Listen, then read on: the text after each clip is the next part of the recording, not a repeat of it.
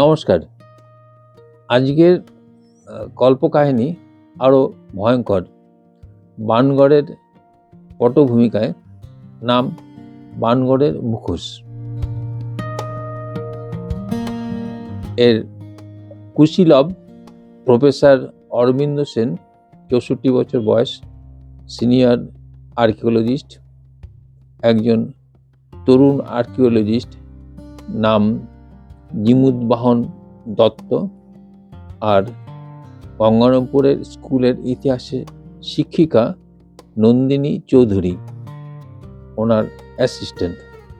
তো তিনজনে বেশ কিছু বছর আগে গঙ্গারামপুরে বাণগড়ের কাছে পূর্ব দিকে একটা তাঁবু গেড়ে থাকতে শুরু করে, পুনরায় খনন কার্য চালানোর জন্য। এই প্রসঙ্গে বলে রাখি, প্রফেসর ডক্টর অরবিন্দ সেন আজ থেকে, যখন এখানে কাহিনী বলছি তখন থেকে আরও 30 বছর আগে এখানে খনন কার্য চালিয়েছিলেন, এবং সেই সময় খনন কার্য চালাতে চালাতে হঠাৎ ওনার মনে হয়েছিল একটা গুহা বা সুড়ঙ্গের মুখ দেখতে পাচ্ছেন। সেই সময় হঠাৎ করে কোনো অজ্ঞাত কারণে 4 জন শ্রমিক মারা যায়। তখন তিনি কাজ বন্ধ করে দিতে বাধ্য হন এবং চলে যান, এবং দীর্ঘ 30 বছর পরে তার জীবনের সায়ান্নে তিনি আবার তারই ছাত্র জিমুদবাহন দত্তকে নিয়ে আবার এখানে তাঁবু গেড়ে অনুসন্ধান করতে এসেছেন। তো সন্ধেবেলা জিমুদবাহন আর নন্দিনী বাইরে বেরিয়ে জায়গাটা দেখতে বেরোলো। সেখানে একটা টিলা দেখতে পেল। তো সেখানে নন্দিনী বলল, ওই টিলার দিকে যাবেন না, এটা শব্দের টিলা। মানে কি? জিমুদবাহন জিজ্ঞেস করলো। বলছে, না, এখানে কাছে গেলে ওখান থেকে ফিস ফিস করে শব্দ শুনতে পাওয়া যায়, তো সেজন্য এখানকার স্থানীয়রা ওর কাছাকাছি যায় না। জিমুদবাহন বিশ্বাস করলেন না। উনি যখন নন্দিনী ওই শ্রমিকদের সঙ্গে, যারা কালকে খনন কার্য করবে, তাদের সঙ্গে কথা বলতে ব্যস্ত, তখন এগিয়ে এসে টিলার কাছে চলে গেল। তখন ওখান থেকে খুব মৃদু সুরেলা গলায় একটা আওয়াজ শুনতে পেলেন। তুমি কি আমার কথা শুনতে পাচ্ছ? কাপা কাপা গলায়। তুমি কি আমার কথা শুনতে পাচ্ছ? মনে হচ্ছে যে কেউ অনেক পাথর চাপা ভেতর থেকে কথা বলছে। জিমুদবাহন তখন কথা শুনে বলল, আপনি কে? আপনি কে?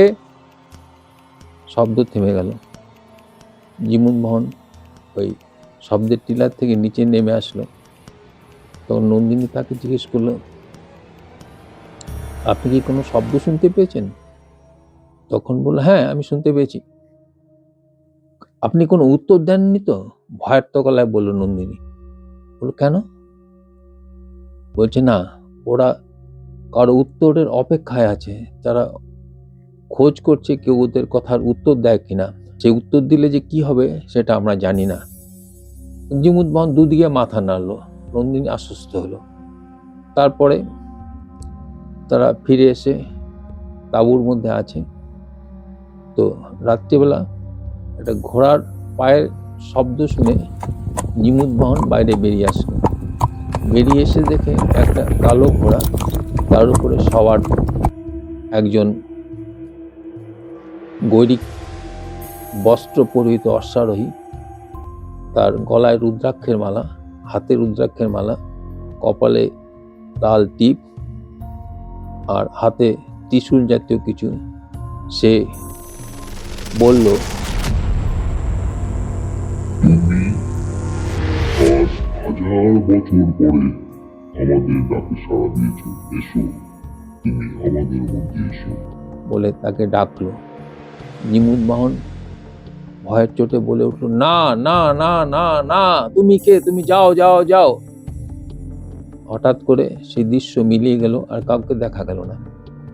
জিমুদবাহন তখন তাঁবুর বাইরে দরজার সামনে দাঁড়িয়েছিল। বাইরে বেরিয়ে এসে কাউকে দেখতে পেল না। পরের দিন সকালবেলা জিমুদবাহনের মনে হলো এটা স্বপ্নই হবে। রাত্রিবেলা উনি স্বপ্ন দেখেছেন। যেহেতু এই শঙ্করস্তূপ বা টিলা সম্বন্ধে কিছু চিন্তা করেছেন, কিন্তু অবাক হয়ে দেখলেন যে সেই টিলা থেকে তার তাঁবু পর্যন্ত নরম মাটির উপরে আসা এবং যাওয়ার ঘোড়ার খুরের পরিষ্কার চিহ্ন। এই শুনে উনি ভয় পেয়ে ভাবছেন কি করবেন। নমস্কার, আজকের প্রথম পর্ব এখানেই শেষ।